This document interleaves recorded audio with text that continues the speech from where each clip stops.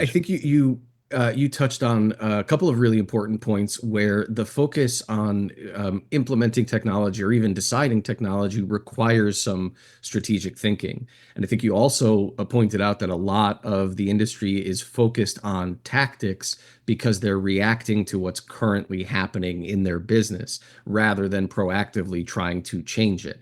Now, that's not true for everybody, but it is a common refrain where if you're seeing 40, 50 patients a day, you don't have time to work on your practice because you're booked out in advance and someone's going on leave and you don't have enough staff to support what you need to Yeah. do.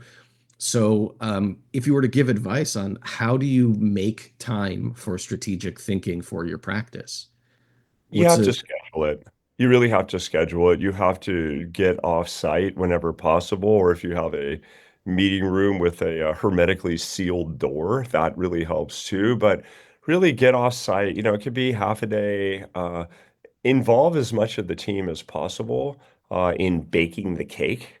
Really important, right? Great examples of practice called Urban Optics, run by Dr. Matt Green in College Station, Texas. Matt and Steve Green. They have a couple locations. They're a great client of ours. We designed two offices for them.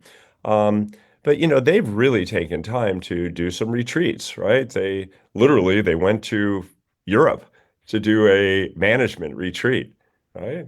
I think there may have been some Burgundy or Bordeaux involved for sure, but I think just making that time and then trying to, figure out where that strategic planning is going to take you. And sometimes, that's a messy process too. And what I find is in our work, we encounter a lot of ECPs as they're in some sort of transition, right? They're considering, building a new practice or expanding or what have you. It normally means that they're doing strategic work, and this is a manifestation of something they want to do. But sometimes we encounter people who don't have a strategic plan at all. They're like, "Hey, I want to make my place nicer." And a lot of times I'll say, you know what, let's wait on that. I want to know how this fits into the strategic plan. I had somebody yesterday, he's like, I got 100 grand for you. What are you talking about? I said, it's not about the 100 grand. It's about, what that 100 grand is going to do for you. Is this going to be a 10x ROI or is this going to be a 2x? And I want you to really think about all of that. And he called me back later in the day. He said, thank you so much. He said, we're going to take some time and plan, and I'll be back with you next month. I said, great. That's perfect. Let us know how we can help. I think that we want to when I'm going to help a practice, making sure that the thing that we're discussing, the thing that we're offering, does fit into what they want to Yeah. accomplish. And that they have sound reasons for wanting to accomplish that thing.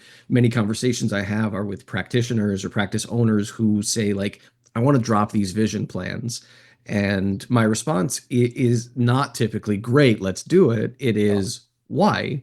And which Yeah. ones? And have you done the underlying work to identify Mhm. which ones make sense for you to step away from? Or are you just, firing from the hip and hoping it works out?